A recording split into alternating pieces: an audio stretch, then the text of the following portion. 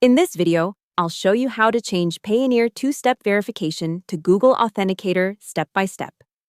First, sign in to your Payoneer account and click your profile icon in the top right corner. Then go to Settings and open Security Settings. This section controls how Payoneer protects your account with two-step verification. Next, look for the two-step verification option. If your account currently uses SMS verification, you'll see your phone number listed there. Click Edit or Change Verification Method. Payoneer may ask you to confirm your identity using a one-time code sent to your phone or email before you can make changes. After that, select Authenticator app as your preferred verification method. Payoneer will show you a QR code on the screen. Open the Google Authenticator app on your phone, tap the plus icon, and scan the QR code to add your Payoneer account.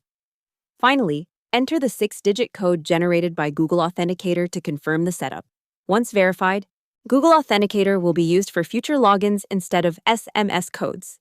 Hope the tutorial was helpful, subscribe to my channel, and see you in the next video.